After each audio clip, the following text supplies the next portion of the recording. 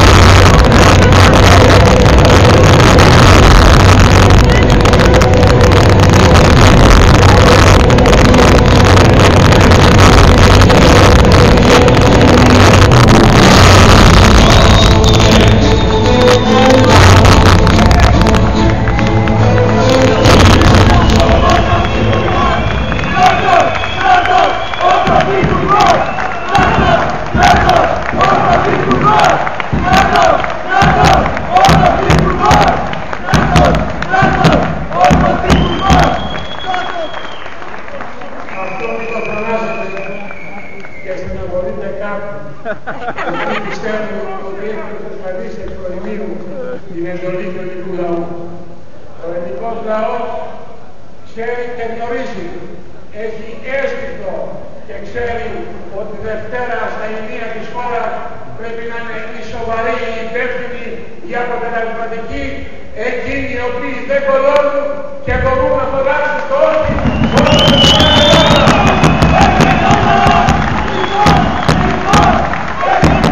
Ο ηλεκτρονικός, όλος ο τύπος, όλες οι εφημερίδες, όλες τις Ευρώπης ασχολούνται όχι με εκείνους που πιστεύουν ότι θα είναι στην πρώτη σειρά των συνειδητήσεων της Δευτέρας, αλλά ασχολούνται με το λαϊκό ορθόδοξο συνεργό και το τι θα κάνει ο κοινός πολιτικός.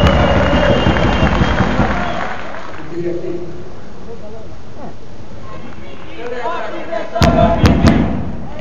Δεν είναι η πρώτη φορά. Πάντα η Θεσσαλονίκη μας πήγαινε αντάνα με την νίκη. Και αυτό θα γίνει και τώρα.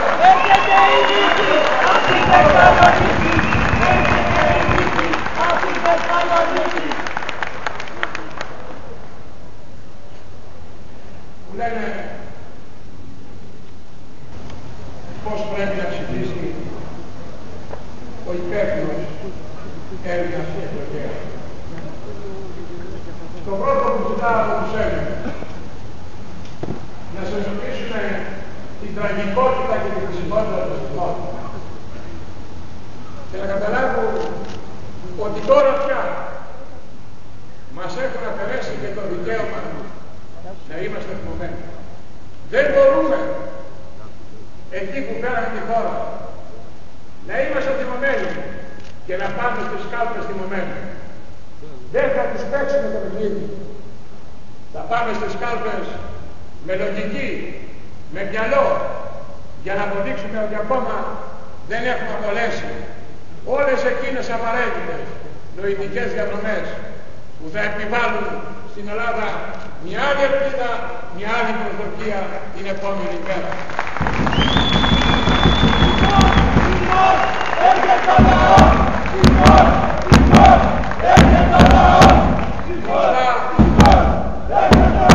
Μπροστά στις κάλπες υπάρχει ένα μεγάλο βήμα. Βάλτε το μυαλό σας μια οριζόντια γραμμή. Απ' την άλλη πλευρά είναι η σοβαρή και η υπεύθυνη. Από την κάτω πλευρά είναι η λιγότερο σοβαρή και η λιγότερο υπεύθυνη. Τώρα κάντε μια κάθετη, δηλαδή ένα σταυρό. Από τη μία πλευρά είναι η λογική και από την άλλη πλευρά είναι η έξοδο. Εάν κάνει ο οποιοσδήποτε εχέφρος πολίτης, ο οποιοσδήποτε ελεύθερος πολίτης, αυτό το σχήμα στους λογικούς και σοβαρούς θα βάλει το λαϊκό ορθόδοξο στενό στους συνεργάτες και τα συνεργάτες. Προσέξτε λίγο την προεκλογική περίοδο.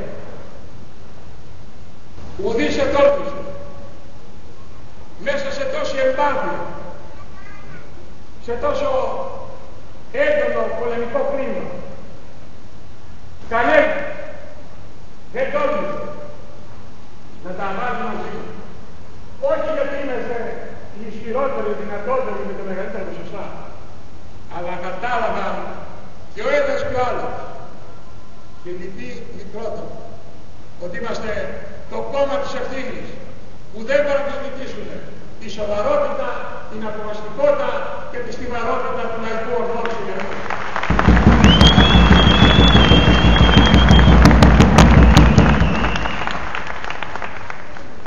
Τίποτα περιμένει η χώρα την Κυριακή το βράδυ.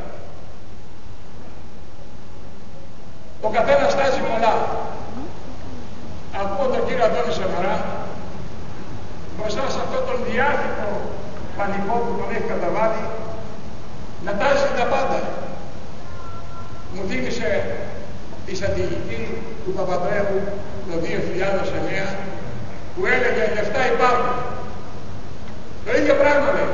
Θα δώσω αυτό, θα δώσω εκείνο, θα δώσω εκείνο. και κοροϊδεύει εαυτόν και ο παππούς του.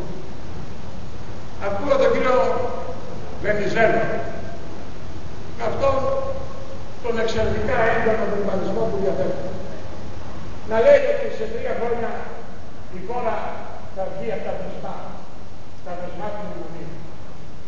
Εγώ οποιασδήποτε άλλης απαντήσεως που θα μπορούσα ευκαιρέστατα να δώσω, έκανα την εξής έκκληση προς τον Πρωθυπουργό της χώρας και τον διοικητή της Τράπεζας Ελλάδας, προς τον κύριο Παπαδήμο και τον κύριο Κολόπουλο, να βγουν πριν ανοίξουν την κάλπη και να διαβεβαιώσουν τον ελληνικό λαό αν αυτά που λέει ο κύριος Βενιζέλος είναι εφαρμόσιμο.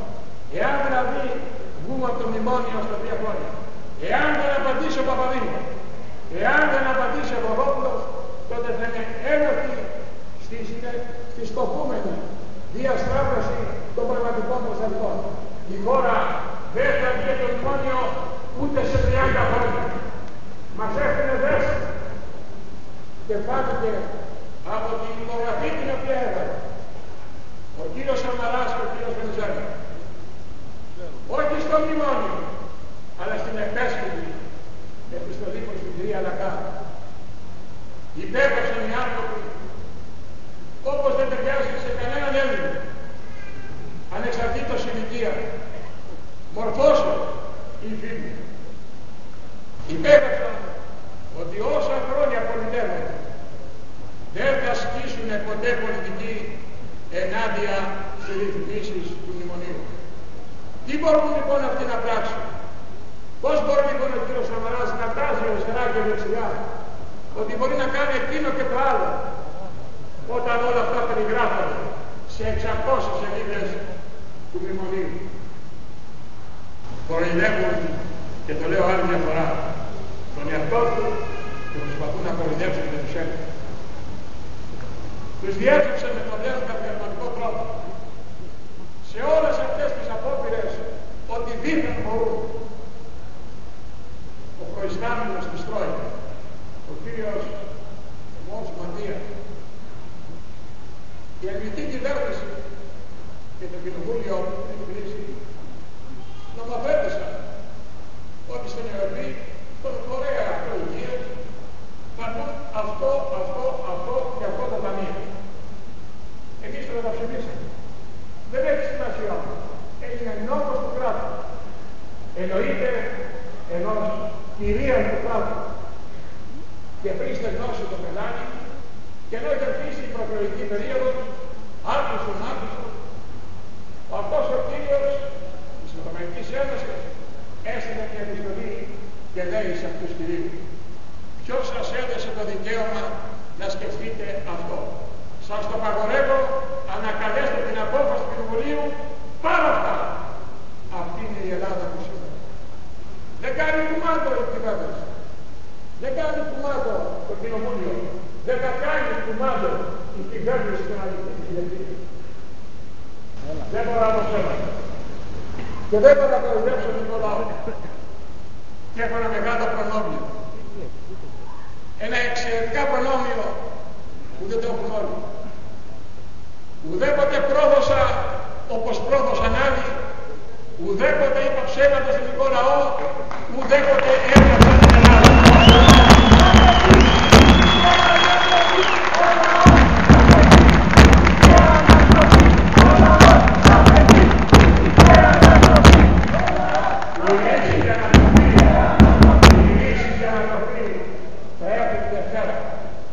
Εάν και εφόσον ο ελληνικός λαός ηγήσει και μετρήσει και μας δώσει τη δύναμη που πρέπει να έχουμε για να κάνουμε όλα εκείνα τα μεγάλα βήματα που θα μας βγάλουν από την κατάρτιση και την καταχνιά. Δεν έχουν κανένα σχέδιο. Τους ακούσατε το καθένα σποραδικά στην τηλεόραση να μιλάνε. Εκτός από αυτό που έγινε στη Γαλλία 4 φορές. Και δεν έγινε ποτέ στην Ελλάδα το περίφημο debate. Γιατί ο ένας εξ αυτών φοβάται. Όλοι φοβάται το περίφημο ο κύριος Σαμαράς να έρθει. Και όχι δημοσιογράφος. Και πολλοί κόσμος γνωρίζει τι και ποιο φοβόταν. Έπρεπε να έρθει.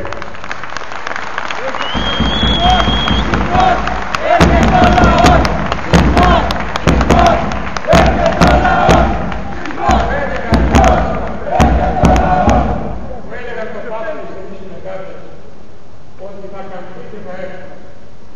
Αυτή τη αρρώσταση 2,5 χρόνια που είναι ακριβώς στη Νέα Δημοκρατία έμεινε ποτέ στην αίθουσα όταν μιλούσε ο αρχηγός του Λαϊκού Ορθόδοξου Κεραμού, όπως τότε έφευγε, έτσι να λακίσει και τώρα από την τέλεια.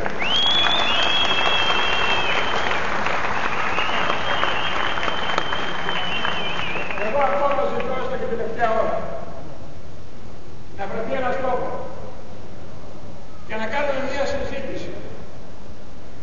Αν όχι όλοι οι τρεις που είμαστε στον έβαλο μαζί και να πει ο καθένας τι έγινε εκεί μέσα. Ή υπερασπιζόταν ο Σαμαράς ή ο Βενιζέλος. Του κρύψω τον Πετσάκη. Ποιες ήταν οι δικές μου διαγνήσεις. Να μάθει ο δικός λαός ότι είχαν εκχωρήσει το μυαλό του, την βούλησή του, τη σκέψη του και στην κυρία Μέρκελ. Το λέω ευθέως. Από την πρώτη εβδομάδα κατάλαβα ότι όλα αυτά τα όνειρα και προσδοκίες που είχα να βοηθήσω τη χώρα μου. Τη χώρα μου που βοήθησε από το πρώτο λεπτό όταν απέκλεισα να γίνει πρωθυπουργός Ελλάδος το νούμερο 2 του ΠΑΣΟΚ που είχε συμφωνήσει ο Σαμαράς και ο Παπανδρέου. Φανταστείτε Ελληνίδες και Έλληνες, εκείνη την ημέρα με είχατε θέσει και να επέτρεπα να γίνει πρωθυπουργός ο κύριος Πετσάνικος. Σήμερα θα είχατε δραχμές και όχι εμπρόξεις έτσι. Θα είχε καταστραφεί η χώρα. Και μου κάνει εντύπωση. Καλά ο Παπανδρέου ήθελε το υποκατάστατό του. Ο κύριος Σαμαράς, ο αρχηγός της Νέας Δημοκρατίας, πώς δέχτηκε αβασάλιστα να γίνει ο κύριος Πετσάνικος πρωθυπουργός. Η δικιά μας παρέμβαση, η παρέμβαση του 5,66% άλλαξε τα πράγματα και έδωσε ένα χρόνο αναμονή στην Ελλάδα. Από την πρώτη εβδομάδα, όταν πήγαμε μέσα και της είπα ευθέως, δεσμευόμενος στον ελληνικό λαό, έρχομαι να στηρίξω με τις εξής προϋποθέσεις. Όχι μειώσεις μισθών και συντάξεων. Όχι.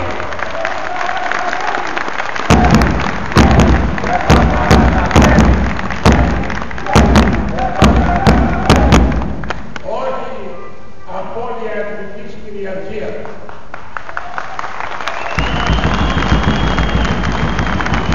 Όχι ξεπούλημα του εθνικού πλούτου.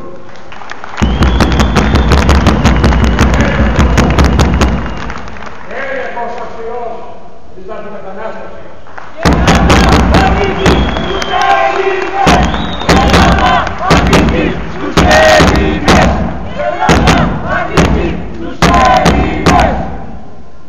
Πιο λίγο σε Σομαλούς, Πακιστανούς, Αφγανούς, Αλβανούς και λοιπούς που φύγανε εδώ ο Σαμαράς ανήκοντας σε σύνορα του 1901.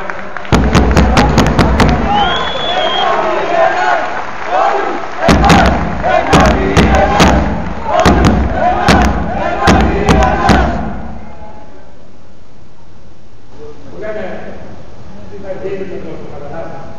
Τους λέω αυτό που λέω 12 χρόνια.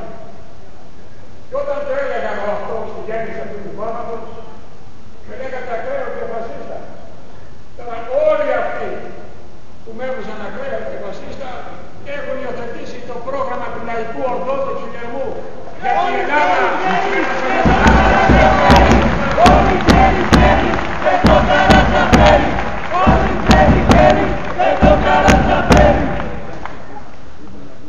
Εμείς είμαστε απολύτως ευχαριστώ.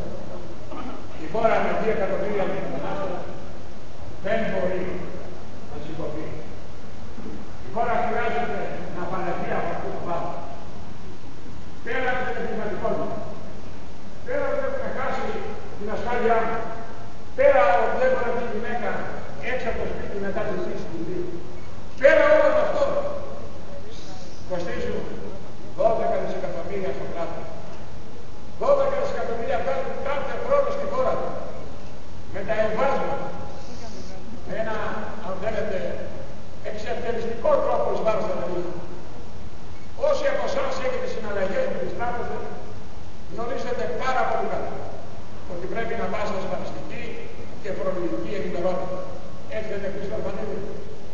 Άρα την ίδια ώρα ο λαθρομετανάστης πάει στην τράπεζα και βγάζει τα λεφτά στο εξωτερικό, κανείς να του πει, χωρίς κανείς ποτέ να του πει πότε θα λέσει.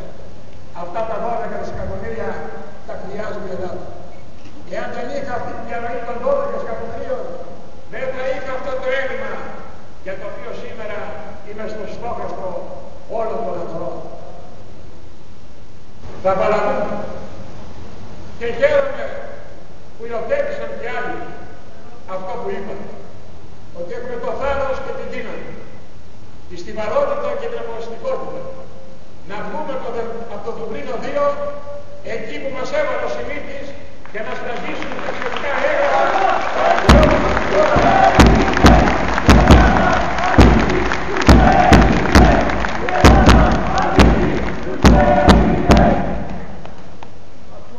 Να ποινικοποιήσουμε με αυστηρότατες ποινές εκείνον ο οποίος χρησιμοποιεί στη δουλειά του λαθρομετανάστες. Όταν τους κόψουμε την πρόσβαση στη δουλειά, θα φύγουν μόνοι. Σήμερα τους έχουμε και τις περιποιούμεθα. Θα σας διαβάσω αναπληκτιαστικά στατιστικά στοιχεία. Στοιχεία του 2008. Στοιχεία που σε αυτά τα 5 χρόνια έχουν πολλαπλασιαστεί εις βάρος της Ελλάδας. Σχολεία των Αθηνών. 22ο Δημοτικό, στην πλατεία Πολιάδου. Μαθητές 191.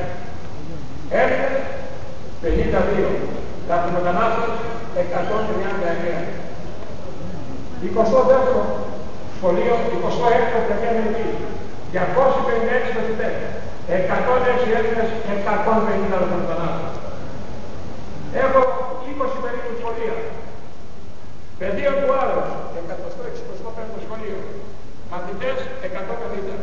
Έλληνες 42. Λαθρομετανάστες 108. Καταλαβαίνετε τι σημαίνει αυτό?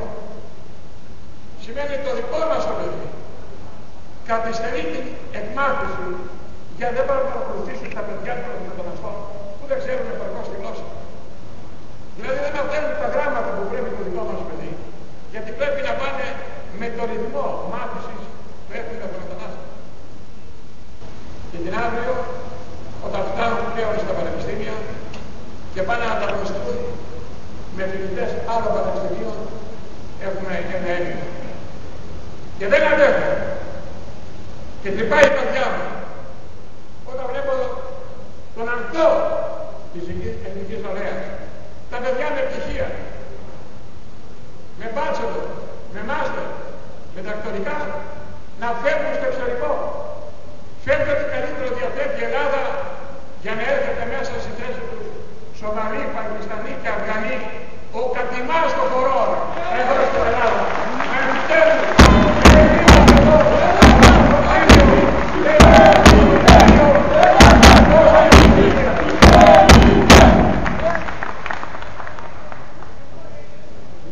Εάν λοιπόν αυτό δεν αλλάξει, μακροπολούμε. Πρέπει πάση θυσία να απαλλαγούμε από αυτό το πρόβλημα. Και είναι ευθύνη της Ευρώπης εδώ. Μπορεί να κάνει η κυρία Μέρκελ ότι δεν καταλαβαίνει. Αλλά υπάρχει ο τρόπος να καταλάβει. Και να καταλάβει. Γιατί κανένας σε αυτόν τον κόσμο δεν είναι αίτητος. Και ο Σάκης υπήρξε αυτός ο τεσσαρισμός που υπήρξε απάντηση για την ιστορία. Ακούω όλους τα λέγοντα διάφορα. Ακούω κάποιοι να το πέσουν με τσάμπα μάγκας και καβόητα. Ότι μονομερώς θα πούμε από το πρωί δεν πληρώνουμε. Μονομερώς θα πούμε εκείνο. Αυτά είναι πολύ επικίνδυνα πράγματα. Αυτά είναι μια πολιτική.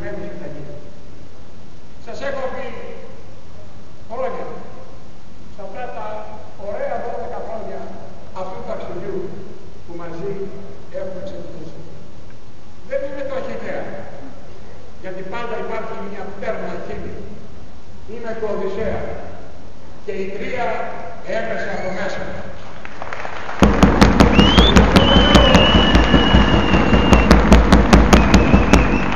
Έχω ενώσει τις δυνάμεις και την κοινή αντίληψη με τις χώρες του Νότου. Ενθυμίστε όταν με την ψήφο σας με στείλατε στο Ευρωκοινοβούλιο. Έγινα από την πρώτη μέρα που είχα βγει και πρόεδρος της ΣΥΔΕΜ, τον Ευρωσκεπτιστό, της πιο δυναμικής ομάδας. Εγνώρισα όλους τους επιτρόπους. Με όλους αυτούς μιλάω με το μικρό τους όνομα και με το καλό του μικρό του όνομα. Γνώρισα και πάρα πολλούς από τους Δευτέρες. Έχω μιλήσει από το Πάσα μέχρι σήμερα, αφήνοντας κενά στην προεκλογική μου καμπάνια με περίπου 50 ευρωβουλευτές του Νότου. Και τους λέω, έρχεται και σε εσάς το τσουνάμι. Η λιτότητα θα πλήξει τη χώρα και είναι μια ταφόπλακα για όλο τον κόσμο. Και βρίσκω επίγονο και το σχέδιό μου είναι θα νικήσουμε τη Μέρκελ αν όλος ο Νότος πάει μαζί. Ελλάδα, Ιταλία, Ισπανία, Πορτογαλία,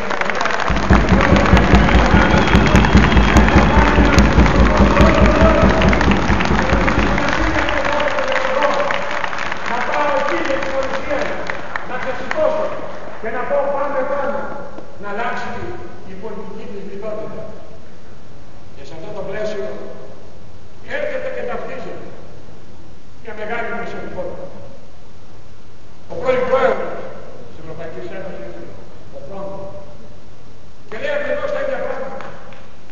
Και λέει ο μεγάλος οικονομολόγος, ο νομπελίστας, ο Στίγκη, ότι η λιτότητα είναι η ταφόπλακα της Ευρώπης. Εμείς λοιπόν δεν θέλουμε να βάλουμε τα πιστεύω μας, την ιστορία μας, τον πολιτισμό μας, τις προσδοκίες μας, τις ελπίδες μας κάτω από την ταφόπλακα της κυρίας Μέρκελ. Δεν το δεχόμαστε.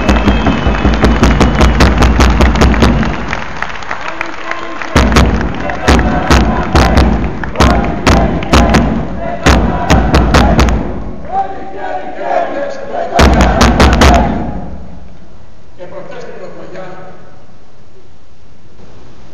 επιβεβαιώθηκε η πολιτική μου θέση. Εμείς πιστεύουμε ότι η λιτότητα ήταν θάνατος εμείς. Χρειαζόταν ακριβώς το αντίθετο. Χρειαζόταν πιο γρήγορη κυκλοφορία του χρήματος. Χρειαζόταν να ρίξουμε λεφτά στην αγορά. Γιατί αν κάποιος έχει ένα πεντάρικο στη τσέπη και ξυπνάει το πρωί και πάει στη δουλειά του, πάει στο καφενείο, πάει κάπου και γυρίζει το βράδυ και το πεντάρικο είναι στη τσέπη, η Ελλάδα χάνει. Εάν με αυτό το πεντάρικο αγοράσει μια ξύλα, ένα τσιγάρο, μια γραβάτα, η Ελλάδα παίρνει το 23%. Άρα τι χρειάζεται? Γρήγορη κυκλοφορία του χρήματος. Δεν το καταλαβαίνω. Και περάσαμε ένα Πάσχα της δυστυχίας όλοι.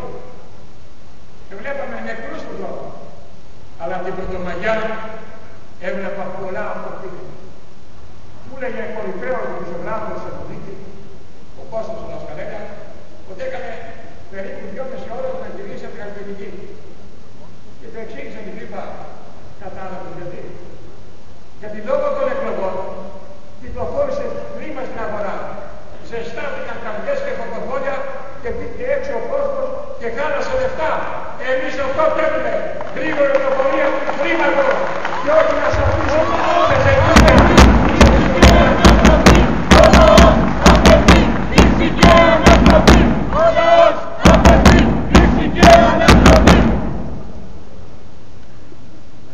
Κυρίες και κύριοι συνάδελφοι,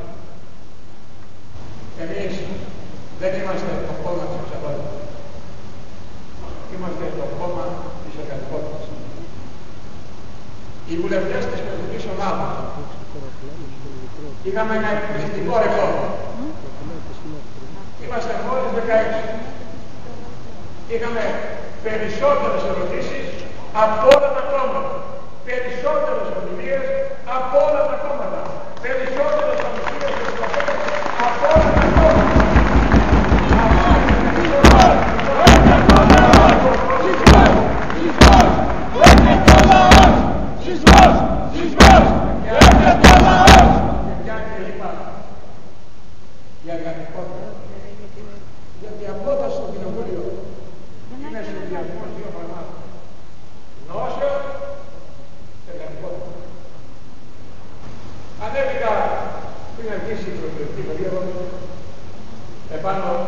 στο διαδίκτυο και πήγαν στη σελίδα την ώρα που σελίδα του Κοινοβουλίου. Εξάρτητα Δευτέρη κάποια στοιχεία στατιστικά. Με το Σαμαρά γίνανε την ίδια μέρα ευρωβουλευτές και πήγανε την ίδια μέρα για να αποδεχτούν. Σχεδόν 4 χρόνια. Κάτι τέτοιο. Ομιλίες στην Οδομέλεια. Εκεί που είναι 732 βουλευτές και γίνεται η ζήμωση σε πανευρωπαϊκό επίπεδο. Σαμαρά. Ομιλίες. 8. Ρατσαφέρ. Κάτι παραπάνω. 100.000.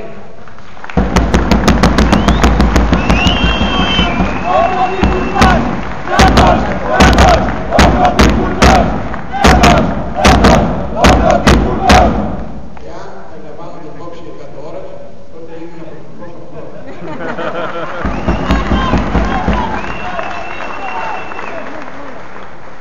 Πάμε στο κοινωνικό έλεγχο. Δηλαδή οι ερωτήσεις που κάνεις στον κύριο Αρμίνια, τον κύριο Ολυρέκο, όλους αυτούς, θα τους κάνεις τη ζωή δύσκολη και να πάρεις κάτι για την πατρίδα. Σαμαρά. 8. Καρατζαφέρ. Κάτι παραπάνω. 663.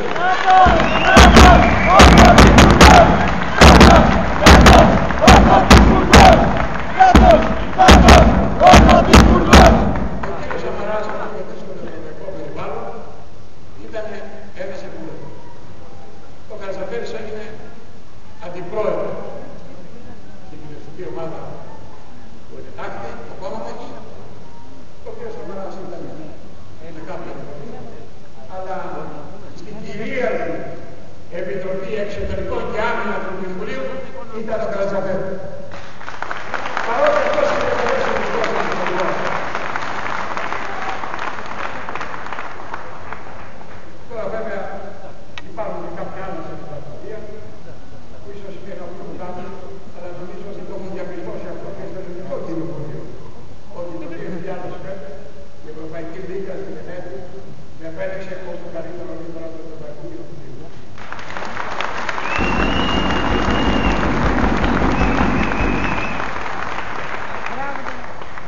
Εάν κάποια ημέρα το έλεγε ο Πολατίδης, αν κάποια μέρα δεν πρόεδρε θα βοηθούν τα χειρόγραφα στην Βουλή, ο μόνος που θα μιλάει θα έχει εξήγια.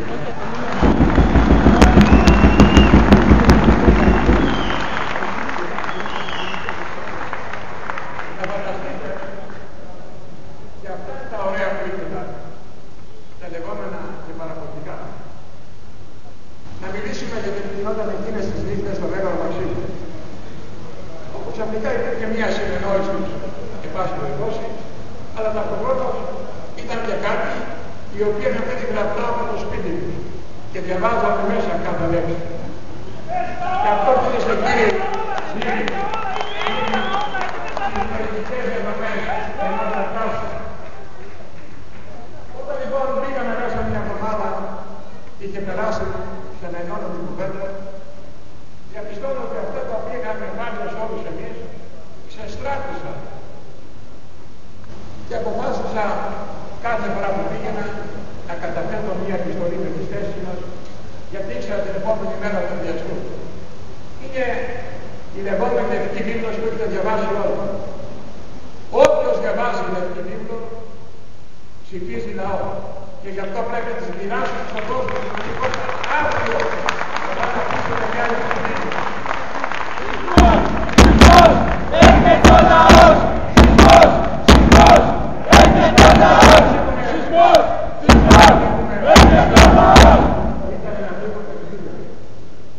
Αλλά όλο και κάποια νομοσχέδια καθυστερούσε κάπου, άντε και λίγο, άντε και λίγο, άντε και λίγο. Οπότε ξαφνικά φτάσαμε στο Φεβρουάριο. Φέρνουνε το δίλημα. Τους λέω και τη μέρα αυτό το κείμενο εδώ που βλέπω φέρνει στην χώρα μια υπολείπτικη κυριαρχία, μια εξωσυνταγματική δικτατορία, μια υπερτάβηση αυτή εις βάρος του Ελληνικού. Είναι αδιανόητο αυτό που κάνει. Και βέβαιως το άκουγα ήταν προδιαγραμμένη η πτήση της βάρος της Ελλάδας. Όταν λοιπόν ήταν η τελευταία ημέρα πριν πέραν το επίσημο μνημόνιο, εγώ στέλνω μια επιστολή στον κύριο Παπαδήμο και του λέω: επειδή τα κεφάλια κάποιον θα πάνε στην Γερμανιόλα και θα πάνε, το δικό μου θέμα εκεί, για να έρθω λοιπόν πρωθυπουργέ εγώ και να ψηφίσω, θέλω τις εξής τρεις ρητές διαβεβαιώσεις. Πρώτον, μία από την Τράπεζα Ελλάδας στον κύριο Προβόπουλο, που να μου λέει σίγουρα ότι με αυτήν εδώ τη σύμβαση η Ελλάδα εξασφαλίζει την πορεία της και δεν πρόκειται ποτέ να πάρει καμία δουλειά. Δεύτερον, θέλω μια σύμφωνη γνώμη ρητή, γραπτή από το Νομικό Συμβούλιο του κράτους ότι είναι σύνομο με το Σύνταγμα. Τρίτον, θέλω μια ρητή διαβεβαίωση από το Ελληνικό Συνέδριο ότι δεν τάσσω. Όταν πηγαίνω λοιπόν την δικό μου μέρα, λέω κύριε Πρωθυπουργέ, τη ρητή διαβεβαιώση του δείξε. Μου απαντάει: όχι, δεν τις δίνουν. Δηλαδή οι θεσμικοί φορείς λέγανε όχι και εγώ να πω ναι. Αυτό περίμενα. Όταν λοιπόν ξεκίνησαν και τους είπα ότι δεν μπορούμε να πάμε με εκλογικό δίκαιο και να πάμε όλοι στην κυρία Μέρκελ και ασκούμε δικά στα λεφτά, πάμε με το γερμανικό δίκαιο.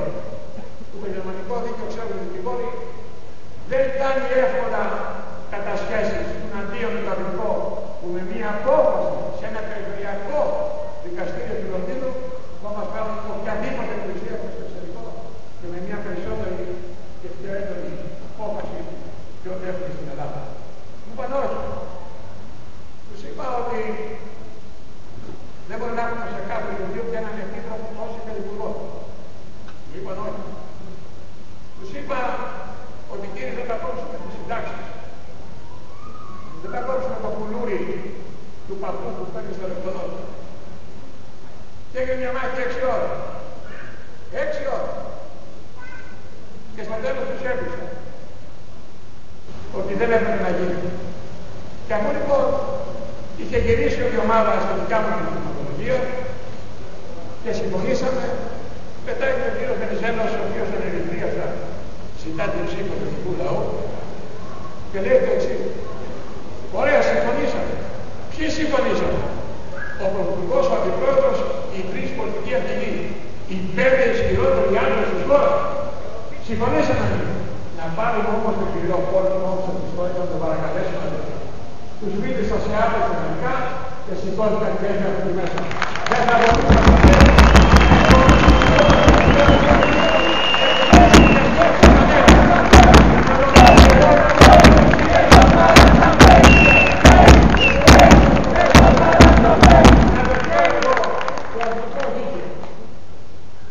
γιατί συμβαίνουν όλα αυτά. Γιατί είμαι αποφασισμένος να πω όλες τις αλήθειες. Γνωρίζετε πάρα πολύ καλά ότι η Ελλάδα δεν είναι πλέον το αγαπημένο παιδί των Αμερικάνων. Οι Αμερικοί έχουν τα συμφέροντα στο Αφγανιστάν και στο Κόσοβο προκειμένου να συγκρατήσουν το βάρος της κόκκινης αρκούδας. Διέλυσαν μια χώρα, τη Σερβία, για να φτιάξουν τη βάση. Και όταν λέμε βάση στρατιωτική, μιλάμε ότι είναι το μόνο γήινο έργο που φαίνεται από τη Σερβία. Για να καταλάβετε το μέγεθος. Και έχουν το Αφγανιστάν σε μια περιπέτεια 20 ετών για τον ίδιο λόγο. Για να έχουν όμως το Αφγανιστάν πρέπει να έχουν Τουρκία. Εμείς είμαστε ορφανοί. Και δεχόμαστε προφυλακτισμούς διπλωματικούς από την Τουρκία. Ήδη κατέβουν το 40% της Κύπρου. Ήδη κάνουν πλέον στο Αιγαίο. Ήδη οι κορβέτες περνάνε έξω από το Σούνιο. Και η απειλή είναι τεράστια για την Ελλάδα. Σκέφτηκα ότι πρέπει να βρούμε νέες δυναμικές συμμαχίες που να έχει ουσία η συνεργασία. 200 χρόνια η ομόδοξη Ρωσία δεν αγγείται μέσα θάλασσα το παιδί του Λάμπρου Κατσόλου. Και δεν μπορούσε. Δεν έχουν αγκυροβόλιο εδώ στη Μεσόγειο. Έχουν ένα μικρό στη Συρία, το οποίο και αυτό λόγω των καταστάσεων των δοκάσεων. Ανέβηκα στο Βερολίνο και θέλω να ευχαριστήσω για την προσπάθειά του τον κύριο Κατσικαπετάνη του Αποστόλου. Και μόλις ευχαριστώ.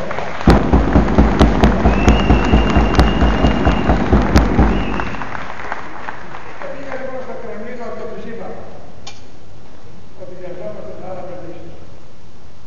Και μου είπαν ότι ο πρόεδρος είναι έτοιμος, ήταν το τότε, με 150 επιχειρηματίες, να έρθουν να επενδύσουν τόσα όσα ποσά που θα μας έβγαζε τελείως από τα γυμνάζοντα αυτά νερά. Τους είπα επίσης ότι μπορώ να μεσολαβήσω να πάρει η Ρωσία τον αιώριο Χρυσίου και να αποκτήσουν ένα γυροβόλιο. Και ήρθα σε επαφές με τον διοκτήτη και του εξήγησα τα ωφέλη και του Αιγύπτου και της Ελλάδας. Εάν, κυρίες και κύριοι, οι Ρώσοι κάνουν ένα γυροβόλιο του στόλου τους στη Σύρο, δεν πρόκειται κορβέτες τουρκικές να κάνουν βόλτα στο Σούνιο και δεν πρόκειται να κάνουν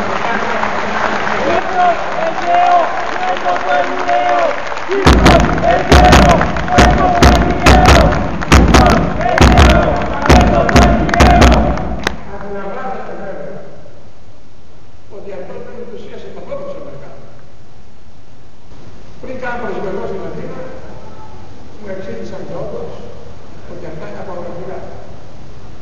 Και αμέσως και σαφώς μου θύμισαν ότι έτσι ο Καραμανής την κομπάνησε και πήγε στην Αθήνα. Δεν ξέρω αν είναι ανόητοι, ότι δεν είμαστε όλοι από το ίδιο.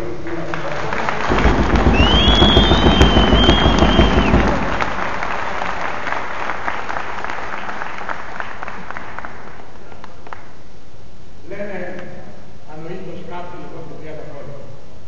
Η Ελλάδα ανήκει στη Δύση. Η Ελλάδα ανήκει εκεί που είναι τα συμφέροντα. Η Ελλάδα ανήκει στους Έλληνες. Η Ελλάδα ανήκει στους Έλληνες. Η Ελλάδα ανήκει στους Έλληνες. Εμείς αυτό το σύστημα που το προτεείται ο Θεός, το φωνάζουμε στις γλώσσες. Ο γιος του Γιωργάκης του Μεσοδέλου δεν θα φωνάζει ότι η Ελλάδα ανήκει στους Έλληνες. Η Ελλάδα ανήκει στους Έλληνες! Η Ελλάδα ανήκει στους Έλληνες!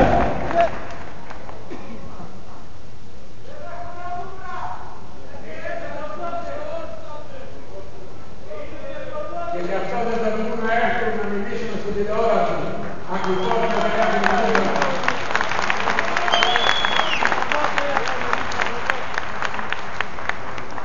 Τολμώ να δεσμευτώ ότι μπορώ να δώσω λύση στο πρόβλημα της Ελλάδας. Τολμώ να δεσμευτώ ότι μπορώ να διώξω τους λαθρομετανάστες.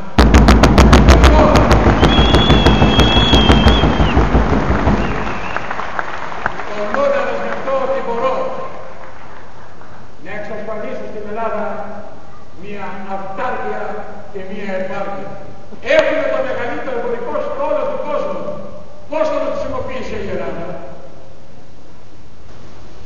Τόσο δύσκολο να καταλάβουν κάποιοι ότι ενώ εμείς έχουμε ένα ολόκληρο στόλο, την Κίνα ψάχνει μεταφορικά μέσα για να βγάλει στο εξωτερικό τα προϊόντα τα οποία παράγει κατά εκατοντάδες χιλιάδες τόνους, και δεν είναι ένα συνδυασμό. Εσύ Κίνα να παράγει και εγώ να σε μεταφέρω και να φτιάξω ένα δίκτυο υπέρ της Ελλάδας. Έχουμε το πλουσιότερο το πλούμα από κάθε άλλη γωνιά της Ευρώπης. Να πες το χριστιανισμό. Θυμάστε το σύνθημα το οποίο σας πρωτοείπα το 2002. Εμείς πρέπει να φωνάζουμε στον Έλληνα. Σκάψε, σκάψε, σκάψε. Εάν σκάψεις, ή αρχαία θα βρεις και θα αναδείξω τον ρυθμό σου, ή ορυκτό πλούτο θα βρεις, ή πεπέλαια θα βρεις. Μετά από 10 χρόνια κατάλαβα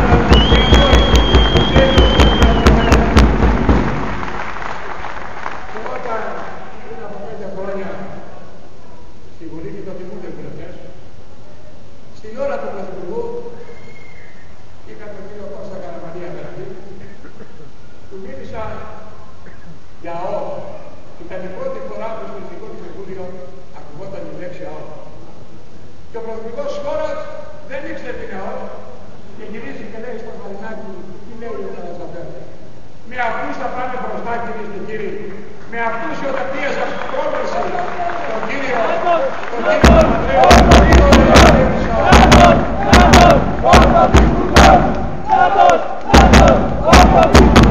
γρήγορα η ερωτέτηση του ΑΟ. Και του έλεγα σήμερα όχι αύριο, σήμερα όχι αύριο, σήμερα όχι αύριο. Αυτό στη Βουλή είναι εδώ και δεν έγινε τίποτα.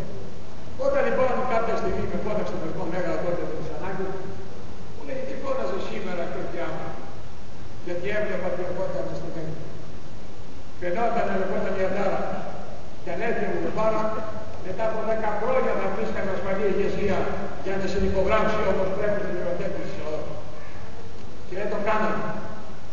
Σήμερα θα έκανε το πρώτο αέριο και το πρώτο πετρέλαιο όπως συμβαίνει με την Κύπρο που ξεκίνησε την ίδια εποχή.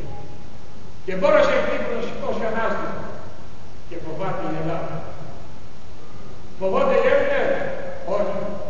Φοβούνται κάποιες ηγεσίες. Να ξέρουμε όλοι ότι την επόμενη μέρα, όταν εμείς θα είμαστε οι ρυθμιστές της κατάστασης, η Ελλάδα θα πάρει πρωτοβουλίες οι οποίες θα την οδηγήσουν σε ασφαλή έξοδο από την κρίση, μη φοβόμενοι τους δίθεν συμμάχους εδώ στην γειτονιά. Ελλάδα, αγγίγει τους Έλληνες! Ελλάδα, αγγίγει τους Έλληνες! Λένε ότι δεν έχουν λεφτά. Λεφτά έχουν, αλλά δεν ξέρουν να μαζέψουν. Και τι εννοώ? Έχει υπολογιστεί. Γιατί είμαστε το κόμμα που έχει κάνει σωρία ερωτήσεις για τις γερμανικές παραδόσεις. Είναι περίπου 1/3. Αυτά που προστάμε είναι 3/4. Και μου λένε πώς θα τα διακριθείς. Θα κηρύξεις τον πόλεμο αυτή στη Γερμανία. Δεν χρειάζεται. Αυτό που τους λείπει χρειάζεται. Το μυαλό. Εμείς τη Δευτέρα θα κάνουμε μια πολύ απλή κίνηση. Θα πάρουμε το καλύτερο δικηγορικό γραφείο του Ισραήλ που ξέρει πώς να τα παίρνει και θα κάνουμε συμφωνία μαζί του να πάει να πάρει και τα δικά μας. Αυτά είναι το πράγμα. Όσο θα πάρουμε το ποσοστό και όσο μας τα υπόλοιπα. Και βεβαίως θα διεκδικήσουμε και τα επακτές χρέος. Μια έννοια την οποία λανσάραμε εμείς και την υιοθέτησαν και άλλα κόμματα και χαίρομαι γι' αυτό. Γιατί, κυρίες και κύριοι, πήραμε τα Leopard, πήραμε τα MAN, πήραμε τη Siemens, πήραμε αεροπλάνα και τα πήραμε 2 και 2,5 φορές παραπάνω από ό,τι τα προτιμήθηκαν άλλα κράτη. Και τα πήραμε ακριβά όπως κατεκομίκη, γιατί κάποιοι έκλεβαν και δεν είναι ένα, είναι πολλοί. Εγώ λοιπόν δεσμεύομαι απέναντι στον κύριο Άκη Σεβατσόπουλο. Άκη, θα σου στείλω σύντομα παρέα να έχεις.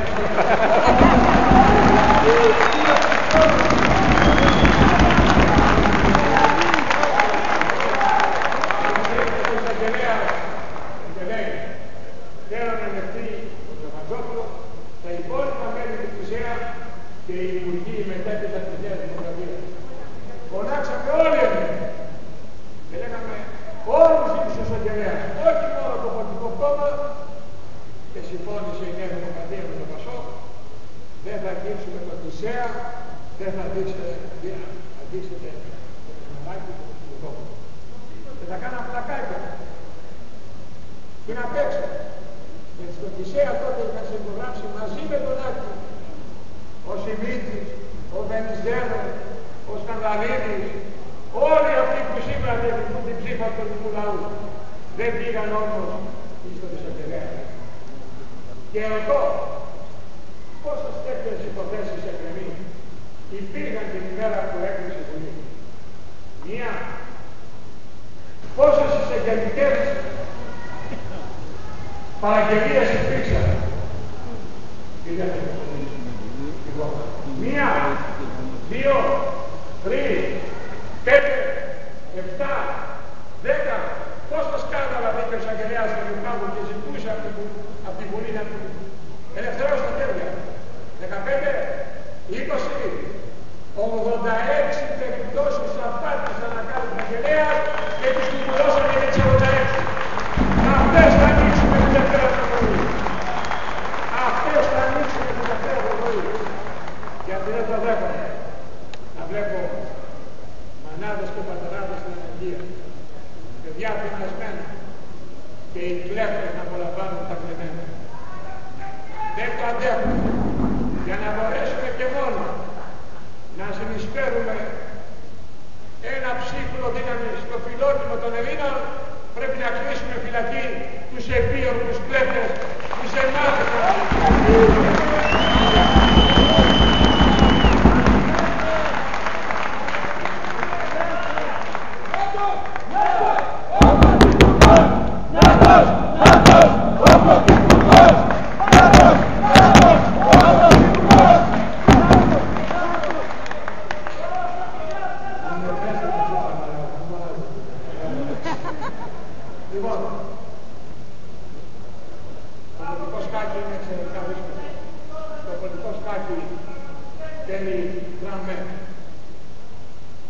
Οδεύοντας τις εκλογές, ήθελα να τους τριμώξω ή να έρθουν σε δημόσιο διάλογο, οπότε τα κρυβόμησα, ή να αποδείξω πόσο δεν είναι. Ζήτησα από την κυρία Τσακάλου, τη γραμματέα του Χριστοφοράκου, να έρθει να είναι υποψηφία μαζί μου. Και δέχτηκε. Από εκεί τη στιγμή τρέμανε. Τι χαρτιά έχει βάλει ο Καρατζαφέρης στα χέρια του. Όλοι χέρι χέρι με τον Καρατζαφέρη. Όλοι χέρι χέρι με τον Καρατζαφέρη. Όλοι χέρι χέρι με τον Καρατζαφέρη. Και κόμματα και αυτά πήρανε, όπως λέει η απόφαση του δικαστηρίου του Μονάχου. 100 εκατομμύρια ευρώ μοιράσαν στα κόμματα. Το κουκούλωσαν. Όταν λοιπόν αυτοί κατάλαβαν ότι ο Καρατζαφέρης έχει άφθονη πληροφόρηση, έφεραν στην Βουλή την τελευταία μέρα που κρίναμε ένα νόμο για άβρωση αμαρτιών του σήμερα. Για να γλιτώσουν τις φυλακές έφεραν νόμο. Αλλά θα μας πει και ο Σαμαράς και ο Βενιζέλος πόσα λεφτά πήγαν σε Πασό και Νέα Δημοκρατία από τα μαύρα ταμεία της Ήμερας και τους ελευθέρους. Με τον Καρατζαφέρη, χέρι, χέρι με τον Καρατζαφέρη. Χέρι, χέρι με τον Καρατζαφέρη. Γνωρίσατε το πρόγραμμά μας. Θα μπορούσα να σας πω όλο το πρόβλημα. Αυτό το οποίο ψάχνουμε πήγε στο Βελίδι. Αλλά δεν μας χωρίζει. Κανένα πρόγραμμα δεν μπορεί να εφαρμοστεί εάν δεν λύσουμε τα δεσμά που έβαλε στην Ελλάδα ο Σαμαράς και τα Βενιζέλος με την υπογραφή του την κυρία Λαγκάρδη. Ξέρουμε πώς θα προγραμμίσουμε. Και ξέρουμε τι πρέπει να κάνουμε. Το πρώτο όμως που πρέπει να γίνει είναι να απελευθερωθούν από τα δεσμά της κυρίας Λαγκάρδη και της κυρίας Μέρκελ. Και σας είπα πριν ότι έχω συγκεκριμένο σχέδιο. Ένα σχέδιο που όταν πετύχει θα αλλάξει η Ελλάδα. Θα αλλάξει ο τόπος. Γιατί μπορούμε να κάνουμε πολλά. Μου λένε πού θα βρω όσα δισεκατομμύρια θα δώσω. Πολλοί πράγματα. Ένα πράγμα που έκανα στη ζωή μου είναι να βγατήσω την περιουσία. Ξεκίνησα γιος σαν ο πόλεμος, από μια χορτή γειτονιά της Αμυθέας. Είμαι ο μόνος πολιτικός που μένω εκεί που γεννήθηκα, στην Αμυθέα.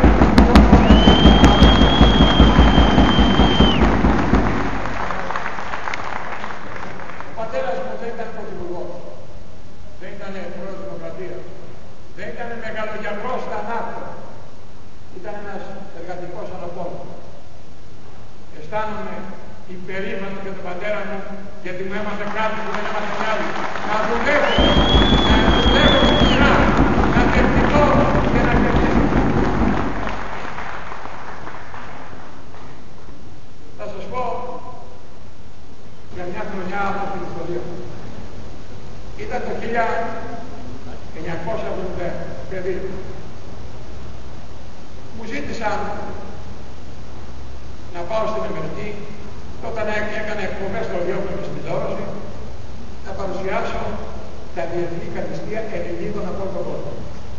Και πήγα και μόλις προσγειώθηκα, κοιτάζω τα πεζοδρόμια και βλέπω δουλάδια πεταμένα κάτω. Άμα λέω τι είναι εδώ. Ακούστε λοιπόν τι έκανε ο Πανούργος ο Έλληνας. Πρώτα πήγα σε ένα ηλεκτρονικό κέντρο, όποιος έχει πάει στο Μόντρα, τον Όλυμο, και σηκώνησα κάθε Παρασκευή και Σάββατο να κάνω το κοντρασιέ. Κάθε Κυριακή πρωί στις 7 η ώρα ανέβαινε σε ένα ελικόπτερο του μεγάλου καναλιού του ΣΥΑ σαν Βέλ και πήγαινα από πάνω και μάθαινα πως γίνεται η εκπομπή της οδικής κυκλοφορίας. Κατέβανα στις 12 η ώρα και έκανα την ελληνική εκπομπή, το Hellenic Hour. Και 3 η ώρα έκανα τα αεροπλάνα και ήμουν Αθήνα. Δούλευα Δευτέρα, Τρίτη, Τετάρτη, Πέμπτη, Παρασκευή Αθήνα, Παρασκευή από το αεροπλάνο και πήγα στο Μόντρα. Και το έκανα για ένα χρόνο. Έχετε ξανακούσει κανέναν άνθρωπο το σπίτι του να στα Φιδέα και η δουλειά του στο Μόντρεαλ?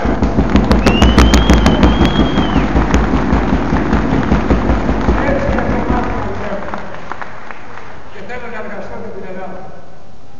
Και θέλω να κάνω για την Ελλάδα αυτό το οποίο έκανα για τον εαυτό μου. Θέλω να κάνω για την Ελλάδα αυτό που έχω κάνει για το δουλειά μου. Είμαστε και κρατήστε το.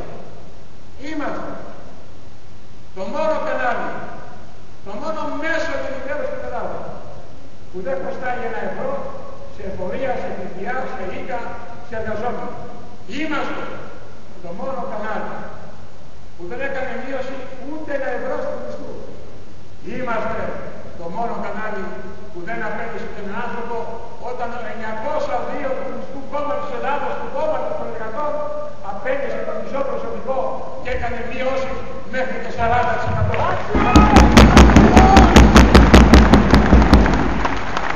Και έχει σημασία για τα λέω αυτά. Είμαστε το μόνο κόμμα. Το μόνο κόμμα, και να είστε περήφανοι, που δεν χρωστάει ούτε €1 στο ελληνικό δημόσιο, τη στιγμή που ασώζει την Ελληνική χρωστάει 200.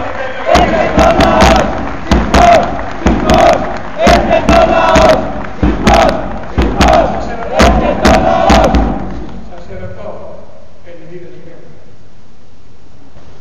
και ένας ο οποίος δεν θα φτιάξει τα οικονομικά του κόμματός του και έχει κάθε μέρα κατασχέσεις και κάθε μέρα διαταγές πληρωμένες. Ένας λοιπόν που δεν θα φτιάξει τα οικονομικά του κόμματός του μπορεί να φτιάξει τα οικονομικά της Ελλάδος, ή ο νοικοκύρης που δεν χρωστάει πουθενά, αλλά μπορεί να το κάνει σε αυτά, γιατί είναι €1.000.000 για την Πανία της Στόχιας. Τους το δώσαμε πέρυσι και δεν βρήκαμε που πήγαν τα λεφτά από τα αλλού. Και πέρυσι κάναμε το καθήκον μας που δεν μπόρεσε να κάνει η Ελληνική Πολιτεία. Όταν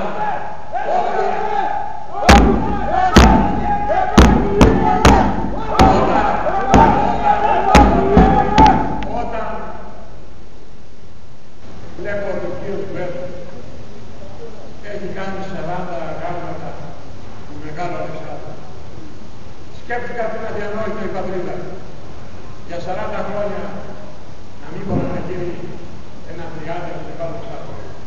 Πήγα και βρήκα τον καθηγητή του Παλαιολόγου. Του λέω, θέλω να μου κάνεις το ίδιο άνθρωπο που υπάρχει στην Αλεξάνδρεια. Και μου λέει ναι.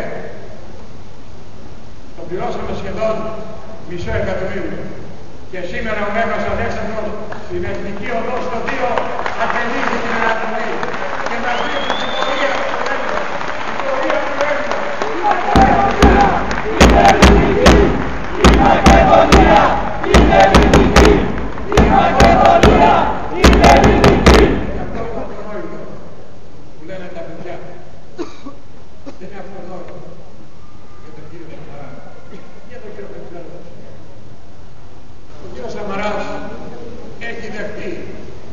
θέση του προηγούμενου αρχηγού και της Υπουργού Εξωτερικών τότε της κυρίας Μαυρογιάννη, ότι για τα Σκόπια θα ισχύσει σύνθετη ονομασία με πρώτο παράγωγο τη Μακεδονία. Για μας αυτό είναι απαγορευτικό. Η Μακεδονία ανήκει στο Μέγα Αλέξανδρο, ανήκει στην ιστορία. Είναι ελληνική! Η Μακεδονία είναι ελληνική! Η Μακεδονία είναι ελληνική! Όταν το Γενάρη επειδή θέμα συναντήσεως και καταγής επιστολών του κ. Παπαδίου και του κ. Βρέφτη και μου είπε τι κάνω. Του λέω στην επιστολή μέσα δεν θα αναφέρεις περισσότερο ονομασίας και το δίπλα. Και πράγματα το πρώτο έγραφο μετά από χρόνια που έφυγε χωρίς ίσια ονομασία. Και μου λέει τι θα κάνουμε.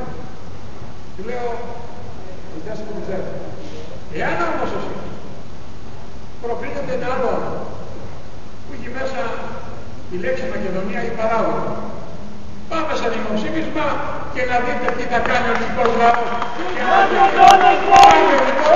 ελληνικό! Τα Σκόπια δεν θα δώσουμε το όνομα αυτό! Τους Μακεδόνες λέει ελληνικό! Τα Σκόπια δεν θα δώσουμε το όνομα αυτό! Είμαστε το μόνο κόμμα που κρατάμε. Όπως επίσης είμαστε το μόνο κόμμα που λέμε όχι ένταξη της Τουρκίας στην Ευρώπη, αλλά ειδική σχέση. Δεν θα βάλουμε την Τουρκία στην Ευρώπη και όλα αυτά που λέει η Νέα Δημοκρατία και το ΠΑΣΟΚ. Γιατί θα μπει με 99 βουλευτές. Και εμείς από τους 22 θα πέσουμε τους 20. Και στην πανίσχυρη επιτροπή εξωτερικών που σας είπα, από 3 που έχουμε θα πάμε 2. Και αυτοί θα έχουν 17. Πηγαίνετε μετά να πάρετε απόφαση στο Ευρωπαϊκό Κοινοβούλιο. Αυτά είναι ο άκρατος και έσχατος ενδοτισμός. Και να τα βρούμε μπροστά μας. Πρέπει να καταλάβουμε ότι είμαστε εξαιρετικά ευαίσθητοι στα κοινωνικά. Αλλά είμαστε όμως πολλαπλάσια ευαίσθητοι στα εθνικά θέματα. Δεν θα επιτρέψουμε να δοθεί αντιθέτεια στην Ελλάδα.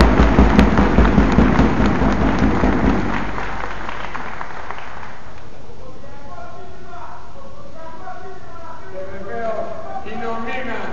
Αυτός είναι ο μήνας για τους ποδήλους. Αυτός είναι ο μήνας, είναι ο Μάιος. Θυμίζω στον κύριο Σομαρά και την παρέα του, όταν πήρα την πρωτοβουλία να φέρω το ψήφισμα στο Ευρωκοινοβούλιο για αναγνώριση της ποδιακής γενοκτονίας. Με αφήσανε μόνος! Με αφήσανε μόνος! Γιατί το ποδιακό κομμάτι του έθνους μας είναι το πιο ισχυρό κομμάτι. Και δεν είναι γιατί άντρεξαν 7 χρόνια παραπάνω, 8 και δεν έπεσαν τους Τούρκους. Το 53 έπεσε η Κωνσταντινούπολη, το 61 έπεσε ο Πόντος, αλλά γιατί επέζησαν του Κεμάλ Ατατούρκ και του Στάλιν από το 2 Νοεμβρίου του Κάπου. Και άδειξαν. Και αυτή τη στιγμή με θλίψη διαπίστωσα στο ταξίδι μου στο Χάκη ότι αυτούς τους Έλληνες τους έχουμε σε πολύ κατώτερη μοίρα από ό,τι το μετανάστες. Είναι άδικο να μην στηρίσουμε τους Έλληνες του πόντου και να στηρίσουμε τους μετανάστες.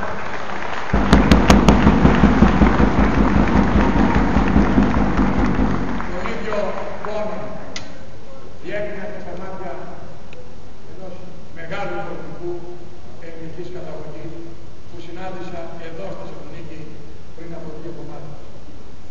Τον Ιβάν Σαββίδη. Εκείνο το μεγάλο λόγο που